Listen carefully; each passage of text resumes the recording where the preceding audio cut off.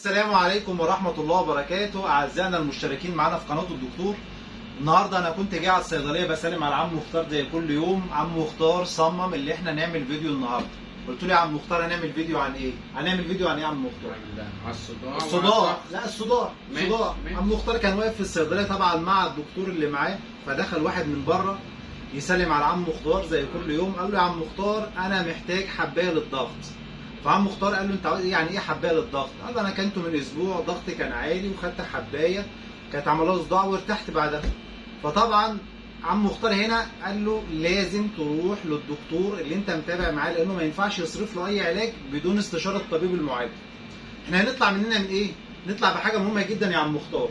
مش كل واحد داخل عنده صداع يبقى عنده مشكله في الضغط. ماشي. لان اسباب الصداع لها حاجات كتير، ولو كتبنا فيها ممكن نلاقي فيها ملازم وكتب وحاجات كتير يا عم مختار. ان في ضغط عالي وفي ضغط واطي في العموم يعني. فاول حاجه عم مختار تساله تقول له، او طبعا بعد استشاره الطبيب بتاعه اللي هو ماشي معاه، طبعا هو هيقيس الضغط. طلع ضغطه عالي يبقى فيه مشكله، طلع ضغطه منخفض هيبقى فيه مشكله.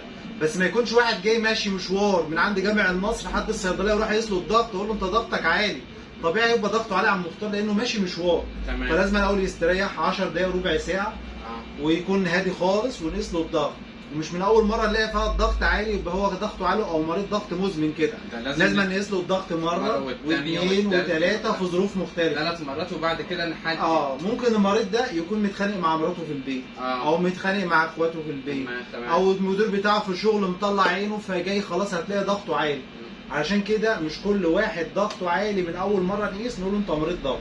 لازم نفهمه الوضع العام. لازم يروح للدكتور ويجيب روشته. لازم يتابع مع الدكتور اللي هو ماشي معاه عم مختار. ماشي. وطبعا مريض الضغط احنا كنا عاملين فيديو قبل كده، الضغط العالي يعمل تحاليل معينه في اول زياره لما الضغط يكون عالي عشان نعرف سبب الضغط العالي ايه. بالنسبه بقى عم مختار لموضوع الصداع، لازم نساله اذا كان هو نظره ضعيف ولا نظره كويس، بيشوف حلو من بعيد ولا ما بيشوفش حلو من بعيد. ممكن يكون في جيوب انفيه. ما احنا هناخد واحده واحده. ماشي. ممكن يكون عنده مشكله في النظر هي اللي عامله له الصداع فيكشف عند دكتور رمد. المريض ده برضه ممكن يكون عنده مشكله في الجيوب الانفيه عامله له صداع جامد وصداع مزمن ومش قادر يتحمله، فنساله نقول له انت كنت ما تيجي توطي ولا حاجه وانت بتصلي الصداع بيزيد عليك ولا لا؟ عندك كتمه في مناخيرك ولا لا؟ وبرضه نبعته للدكتور اللي هو المختص. المريض ده برضه يا عم مختار في حاجه مهمه جدا الفتره اللي احنا فيها دي. ممكن يكون ماشي في الشمس فتره طويله وطبعا بيحصل له حاجه اسمها اجهاد حراري او ضربه شمس زي ما بنسميها كده، بتعمل له الم جامد في راسه. واحد فلاح شغال في الارض طول النهار اكيد ممكن تعمل له الم مزمن في راسه وصداع شديد جدا من ضربه الشمس ومن الحراره اللي موجوده. فلازم ننصح الناس اللي هم يشربوا سوائل باستمرار عشان الاجهاد الحراري يا عم مختار، لان ده بيعمل صداع شديد جدا جدا جدا. طيب حاجه ثانيه برضو ممكن نتكلم فيها، ايه اللي ممكن يعمل صداع تاني؟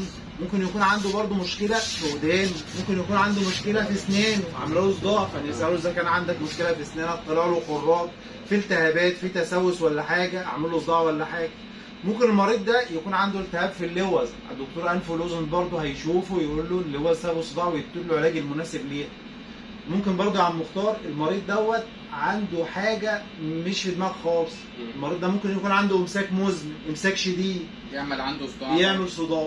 فبرضه نساله موضوع الامساك عنده مزمن وموجود باستمرار ولا مش موجود باستمرار.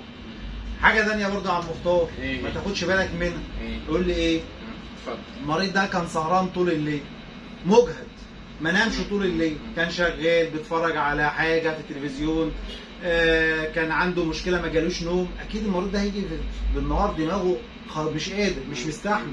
فالاجهاد برضو والارق والحاجات دي ممكن تعمل صداع شديد.